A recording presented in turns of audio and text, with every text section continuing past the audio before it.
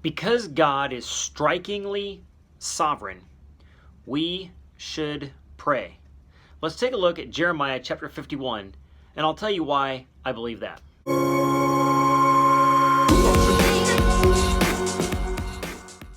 In Jeremiah chapter 51, the Bible says this about Babylon. Now, Babylon was God's instrument to judge Israel. But even though he used them to judge Israel, he wasn't going to let them off the hook for what they did. Okay? He didn't make them do it. He allowed them to do what they did. He says in chapter 51, verse 1, "Behold, I will stir up the spirit of a destroyer against Babylon.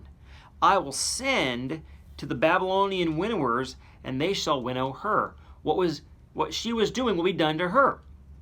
God is sovereign. God says, I'm going to send someone to destroy you. Then he describes the destruction in verse 5. But the land of the Chaldeans is full of guilt against the Holy One of Israel. He says, you're guilty.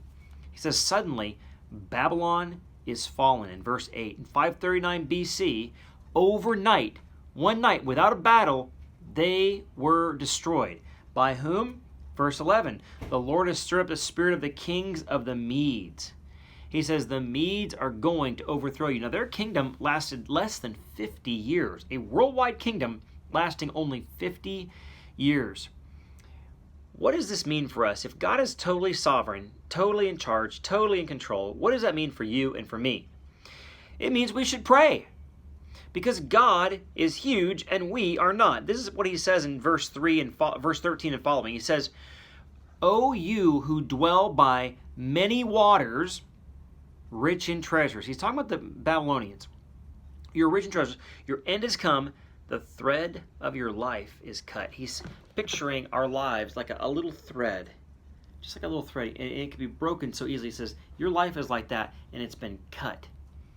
And they were dwelling by waters. They were experiencing, great things in life. The point is, we're nothing. And yet, we have this ability and this amazing, awesome privilege of asking of God. Look what he says in verse 15.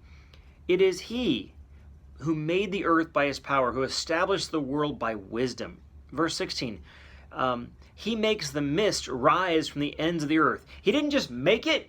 He keeps doing things in it every day. It's not like he's this impersonal force that made it and says, let's keep going.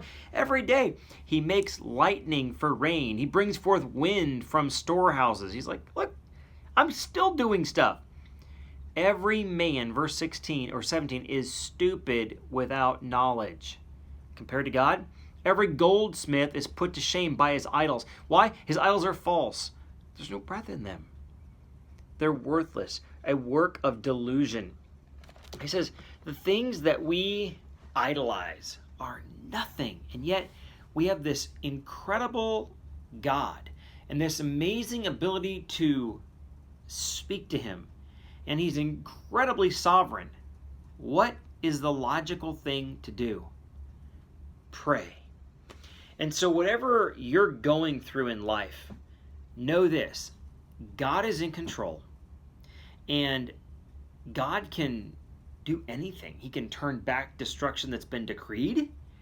He can fix what's been destroyed. And he is all powerful and still working is what he says here. We're nothing, and yet our power is that connection to him. Learn from Babylon.